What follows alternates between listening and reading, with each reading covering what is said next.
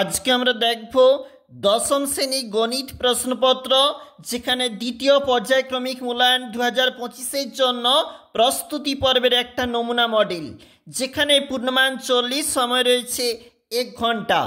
নিচে সকল প্রশ্নের উত্তর দাও 1 গুণ 7। আমাদের প্রথমে যে অঙ্কটা শুরু হয়েছে সেটা রয়েছে ফতিমা, শ্রেয়া, স্মিতা তিনজনে মোট 6000 টাকা দিয়ে একটা ব্যবসা শুরু করে। দেখো প্রশ্নপত্র রয়েছে এবং তার অ্যান্সার শিটটা কিছুটা করে দেওয়া রয়েছে। অপশন নম্বর সি, যেখানে রাইট অ্যান্সার। 2-এর দাগের যে প্রশ্ন বলেছে 3টি ভেদ ধ্রুবকের যে সমষ্টির যে প্রশ্ন, আমাদের সঠিক উত্তর কিন্তু হচ্ছে অপশন নম্বর এ। 3-এর দাগের প্রশ্ন বীজ বা বীজদ্বয়, অপশন নম্বর বি রাইট অ্যান্সার। এবং 4-এর দাগের যে প্রশ্ন বলেছে দুটি বৃত্তের ব্যাসার্ধের দৈর্ঘ্য 5 সেন্টিমিটার 3 সেন্টিমিটার, সেখানে অপশন নম্বর ডি কিন্তু সঠিক উত্তর। চলে যাব পরের পৃষ্ঠা।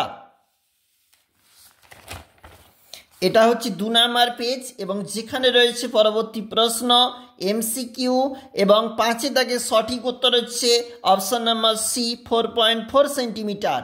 দেখো 6-এর দাগের যেখানে প্রশ্ন দুটি লম্ব বৃত্তাকার শঙ্কুর উচ্চতা যে প্রশ্নপত্র, সঠিক উত্তর হচ্ছে অপশন নম্বর সি।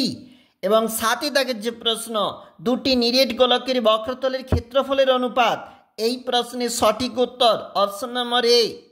2-এর দাগের যে প্রশ্ন বলেছে একটু চলে যাই, শূন্যস্থান পূরণ যেখানে বলতেছে সকল সর্বসম ত্রিভুজ সর্বদা সদৃশ্য। এরপরে 2-এর দাগের প্রশ্ন আমাদের বক্সে হচ্ছে সমানুপাতিক। 3-এর দাগের যে প্রশ্ন একটি লম্ব বৃত্তাকার শঙ্কু, সঠিক উত্তর 2:1। এটা রয়েছে পরবর্তী পেজ, যেখানে রয়েছে অ্যান্সার শিট একটু করে দেওয়া রয়েছে, দেখবে নিজেরা। 3-এর দাগের প্রশ্ন 5 নম্বরের প্রশ্ন, প্রশ্নের মান রয়েছে। 4-এর দাগে রয়েছে প্রশ্ন এবং রয়েছে একটা সমাধান করো, এখানে কিন্তু রয়েছে 3 নাম্বার।